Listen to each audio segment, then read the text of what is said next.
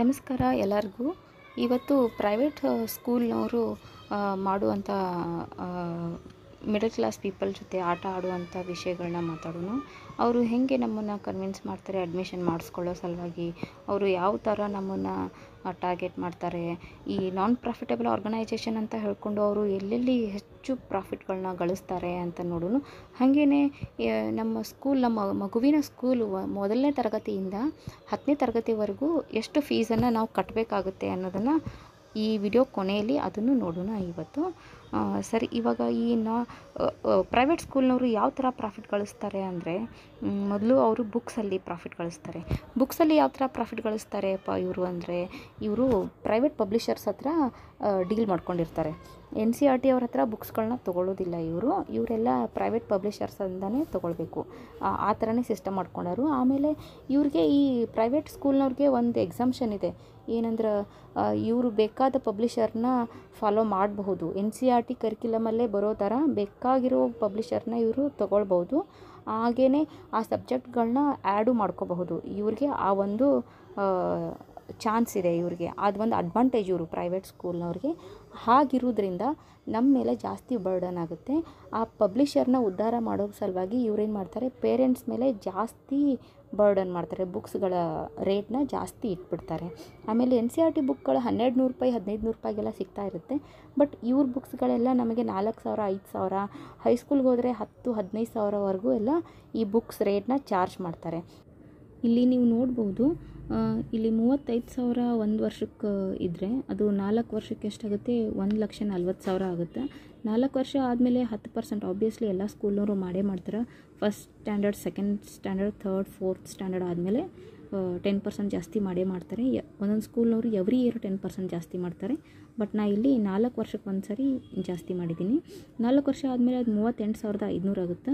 ಅದು 3 higher primary ಅಂದರೆ ಇಲ್ಲಿ 4th ಸ್ಟ್ಯಾಂಡರ್ಡ್ವರೆಗೂ ಆಯಿತು. ಇಲ್ಲಿ 5th, 6th ಮತ್ತು 7thವರೆಗೂ ಎಷ್ಟಾಗುತ್ತೆ, 1,15,000 ಆಗುತ್ತೆ. ಆಮೇಲೆ 38,500 ರೂಪಾಯಿಗೆ ನಾವು ಮತ್ತೆ 10% ಜಾಸ್ತಿ ಮಾಡಿದ್ರೆ 42,500 ರೂಪಾಯಿ ಆಯಿತು. ಅದು ನಾವು ಸ್ಕೂಲ್ ಚೇಂಜ್ ಮಾಡಬಾರ್ದು. ಚೇಂಜ್ ಮಾಡಿಲ್ಲ ಅಂದರೆ ಅಷ್ಟೇ ನಮ್ಗೆ ಇಷ್ಟು ಸ್ವಲ್ಪ ಇದರಲ್ಲಿ ಡಿಸ್ಕೌಂಟ್ ಎಲ್ಲ ಸಿಗುತ್ತೆ, ಅಂದರೆ ಸ್ವಲ್ಪ ಎಕ್ಸಾಮ್ಷನ್ ಅಂತ ಅನ್ಸುತ್ತೆ ನಮಗಿಲ್ಲಿ.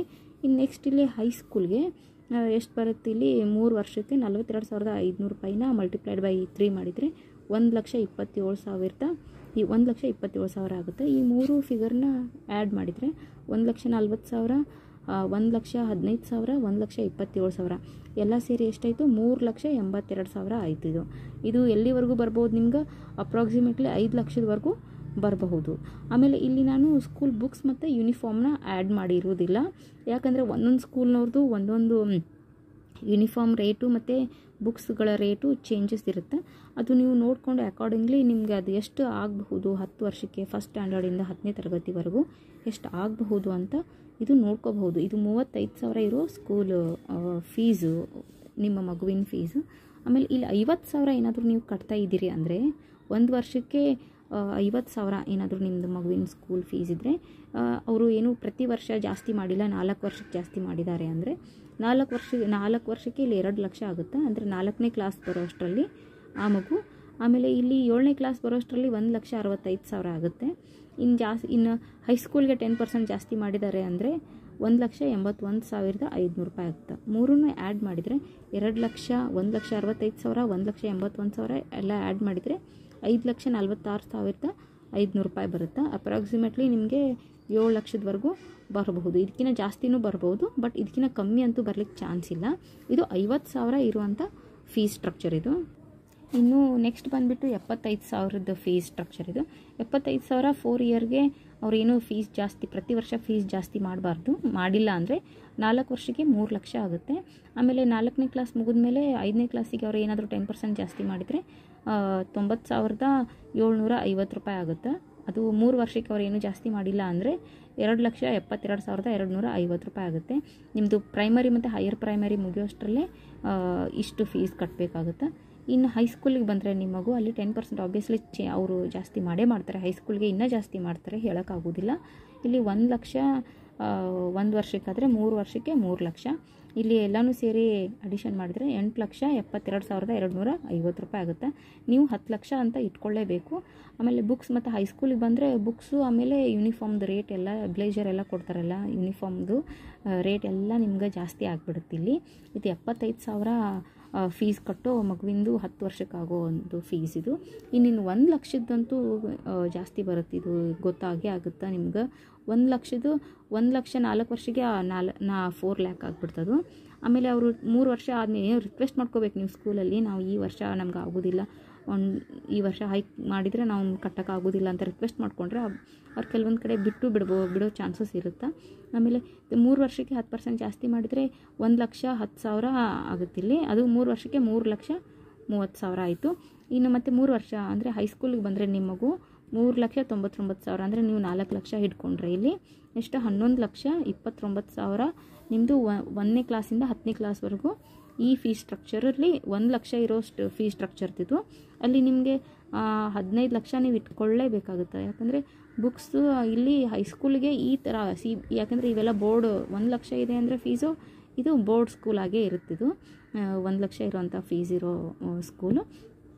ಇಲ್ಲಿ ನೀವು ಬುಕ್ಸ್ದು ಸ್ವಲ್ಪ ಇಲ್ಲಿ ಇವರು ಜಾಸ್ತಿ ಮಾಡ್ತಾರೆ. ಆಮೇಲೆ ಎಕ್ಸ್ಟ್ರಾ ಕರಿಕ್ಯುಲಮ್ಗೆ ಇವರು ಜಾಸ್ತಿ ಪೇ ಮಾಡ್ತಾ ಇರ್ತಾರೆ. ಹೈಸ್ಕೂಲ್ಗೆ ಹೋದಂಗೆಲ್ಲ ಎಕ್ಸ್ಟ್ರಾ ಚಾರ್ಜ್ಗಳನ್ನ ಮಾಡ್ತಾ ಇರ್ತಾರೆ.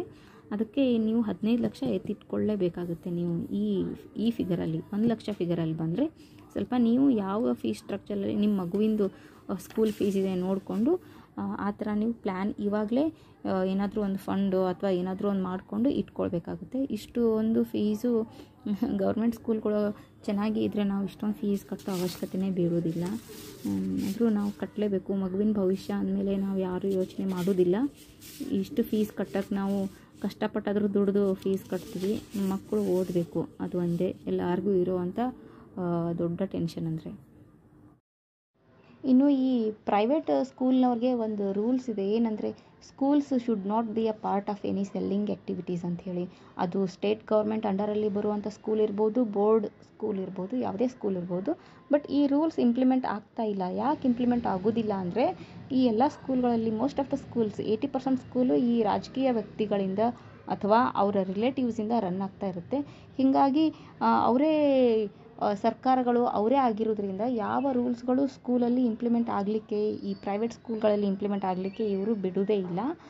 ಹೆಚ್ಚಾಗಿ ಗೌರ್ಮೆಂಟ್ ಸ್ಕೂಲ್ಗಳನ್ನು ಇಂಪ್ರೂವೈಸ್ ಮಾಡಿ ಅಲ್ಲಿರುವಂಥ ಸಿಲೆಬಸ್ನ ಸ್ವಲ್ಪ ಚೇಂಜ್ ಮಾಡಿ ಇನ್ನೂ ಸ್ವಲ್ಪ ಚೆನ್ನಾಗಿ ಅಲ್ಲಿರುವಂಥ ಇನ್ಫ್ರಾಸ್ಟ್ರಕ್ಚರ್ನ ಚೇಂಜ್ ಮಾಡಿದರೆ ಯಾರೂ ಮಿಡಲ್ ಕ್ಲಾಸ್ ಪೀಪಲ್ ಆಮೇಲೆ ಲೋವರ್ ಮಿಡಲ್ ಕ್ಲಾಸ್ ಪೀಪಲ್ ಯಾರೂ ಈ ಪ್ರೈವೇಟ್ ಸ್ಕೂಲ್ಗಳ ಹತ್ರ ಮುಖಾನೇ ಮಾಡೋದಿಲ್ಲ.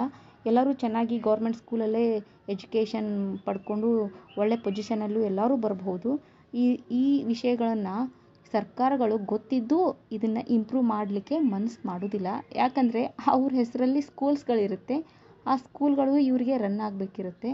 ಹೀಗಾಗಿ ಇವರು ಗೌರ್ಮೆಂಟ್ ಸ್ಕೂಲ್ಗಳನ್ನು ಎಷ್ಟು ಸಾಧ್ಯನೋ ಅಷ್ಟು ನೆಗ್ಲೆಕ್ಟ್ ಮಾಡ್ತಾ ಹೋಗ್ತಾರೆ. ಹೇಳ್ತಾ ಹೋದರೆ ಈ ಪ್ರೈವೇಟ್ ಸ್ಕೂಲ್ನವ್ರಿಗೆ ಸಂಬಂಧಿಸಿರೋ ವಿಷಯಗಳು ಸುಮಾರು ಅದಾವು. ಈ ವಿಡಿಯೋ ಲೆಂತ್ ಜಾಸ್ತಿ ಆಗೋದ್ರಿಂದ ಇಲ್ಲಿಗೆ ಸ್ಟಾಪ್ ಮಾಡಿದ್ದೀನಿ. ಈ ಒಂದು ಮಾಹಿತಿ ನಿಮಗೆ ಇಷ್ಟ ಆಗಿದ್ದಲ್ಲಿ ಪ್ಲೀಸ್ ಒಂದು ಸಬ್ಸ್ಕ್ರೈಬ್ ಮಾಡಿ. ನಿಮ್ಮ ಕಡೆಯಿಂದ ಒಂದು ಸಬ್ಸ್ಕ್ರೈಬ್ ನನಗೂ ಸಿಗಲಿ. ಹಾಗೆಯೇ ಶಿಕ್ಷಣಕ್ಕೆ ಸಂಬಂಧಿಸಿರೋ ವಿಡಿಯೋಗಳನ್ನು ಮಾಡ್ತಾ ಇರ್ತೀನಿ. ಪ್ಲೀಸ್ ನನ್ನ ವಿಡಿಯೋಗಳನ್ನ ನೋಡ್ತಾ ಇರಿ. Thanks for watching.